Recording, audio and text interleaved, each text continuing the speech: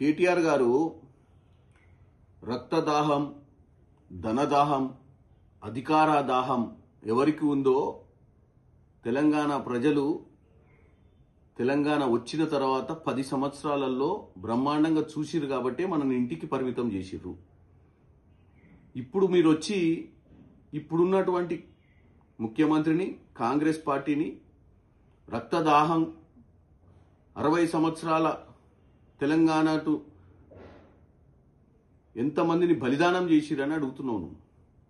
నేను ఒకటి చెప్పదలుచుకున్నా. ఈరోజు తెలంగాణ ఇవ్వడానికి కారణం ఎవరు? తెలంగాణ ఇచ్చింది ఎవరు? తెలంగాణ ఇచ్చింది కాంగ్రెస్ పార్టీ, సోనియా గాంధీ. ఎందుకు ఇచ్చింది?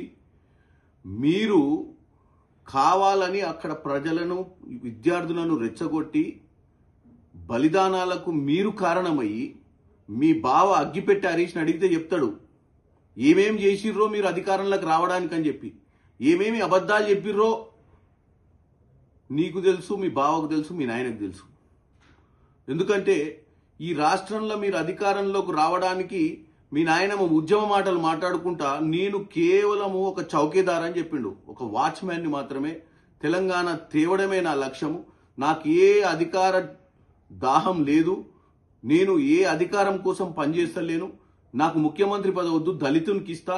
నా కొడుకు అమెరికాలుండు, నా బిడ్డ అమెరికాలు ఉంది, మా కుటుంబంలో అందరూ ఉద్యోగాలు చేసుకుంటారు, మాకు ఏ అవసరం లేదని అబద్ధాలు చెప్పి మీరు అధికారంలోకి వచ్చి అధికార దాహం మీది నీళ్లు, నిధులు, నియామకాల నినాదంతో విద్యార్థులను, నిరుద్యోగులను రెచ్చగొట్టి వాళ్ళ బలిదానాలకు కారణకులు మీరేరు. మేము ఇవన్నీ చూసి చెలించి మేము తెలంగాణ ఇచ్చి ఈరోజు తెలంగాణ ఇస్తే కూడా మీ మాయమాటలు, మీ పిట్ట కథలు నమ్మి ప్రజలు మిమ్మల్ని అధికారంలోకి 2014లో తెచ్చిర్రు. దేనికి తెచ్చిర్రు? మీరు నినాదం నీళ్లు, నిధులు, నియామకాల నినాదం కోసం. నీళ్ళు ఏమైనాయి? లక్షల కొద్ది, 1,00,000 కోట్ల పైచిలకు ఖర్చు పెట్టిన కాళేశ్వరం ఏమైంది? దక్షిణ తెలంగాణ ప్రాజెక్టులలో పాలమూరు రంగారెడ్డికి 1,000 కోట్లు ఖర్చు పెడితే ఏమైంది? కేవలం కమిషన్లు దండుకూరు తప్ప 1 ఎకరానికి నీళ్ళు అని హరీష్ రావు గారు ఇవాళ వచ్చి రోజు పొద్దున, సాయంత్రం, మధ్యాహ్నం ప్రెస్ మీట్లు పెట్టి ఇప్పుడు నడుస్తున్న ప్రభుత్వాన్ని, ఇప్పుడు రేవంత్ రెడ్డి గారు చేసే పనిని అడ్డుకునే ప్రయత్నం చేస్తున్నారు తప్ప ఎవడన్నా ప్రపంచంలో ఒక్కసారి తెలంగాణ ప్రజలు ఆలోచించాలి. ఎవడన్నా పేర్లు మార్చుకుంటారా? పార్టీకే పేరు మారవలే. ఒకప్పుడు వీళ్ళు ఈరోజు మళ్ళా ఉద్యమ మాటలు మాట్లాడి తెలంగాణ ప్రజల్ని రెచ్చగొట్టేటువంటి ధోరణి ఇవాళ మాట్లాడుతుండు కేటీఆర్. అసలు కేటీఆర్ ఎక్కడుండు? ఉద్యమ సమయంలో 2009లో వచ్చిండు.